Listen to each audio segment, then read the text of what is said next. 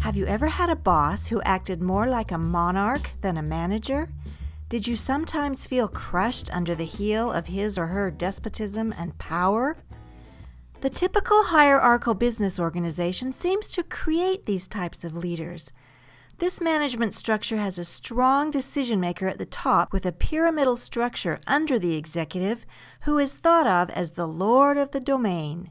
This leader directs the company or department, often in response to personal needs. The organization is a hierarchy of set levels of control with a rigid chain of command. The principal thing passed down the command structure are decisions from the leader. Choices are made at the higher levels of the pyramid, not at the bottom.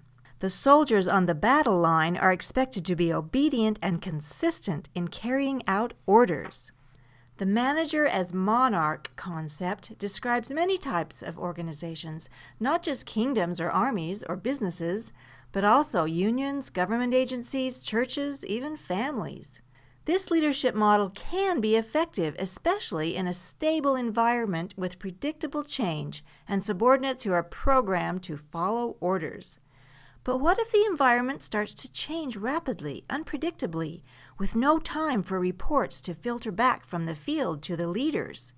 Decisions need to be made quickly, but the rigid chain of command is slow and cumbersome. With the status quo threatened, the leader becomes fearful. He tightens the screws, increases control, stresses tradition, and issues new rules and regulations to deal with the changes. Contradictory information from the front line is avoided and its bearers are punished. The main thing passed down the chain of command are ever more autocratic decisions. The soldiers on the front line feel the changes first, but must respond according to the rules, and they suffer accordingly. Fear permeates all levels of command. But what if there were a different type of organizational structure with a different type of leader?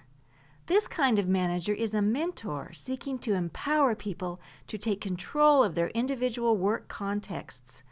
The goal of the manager as mentor is to make subordinates at least as competent as he or she is. Rather than seeing workers as potential rivals, this manager sees them as colleagues. This type of organization can adapt to changing environments quickly because there are fewer levels of command and more networking and informal links between people. The leader sees diversity of opinion as a strength. The principal leadership activity is mentoring, with the goal of empowering workers for performance and adaptability. The most important thing taught is how to make decisions. Workers feel they are peers, not subordinates. This leadership approach contains a seeming dichotomy, that the best way to maintain control in an unstable environment is to give it away.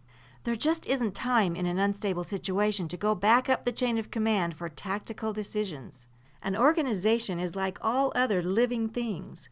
In times of stress and change, it must adapt to its new environment or die. The ultimate objective is to have all persons in the organization capable of making correct decisions in any situation for which they have responsibility.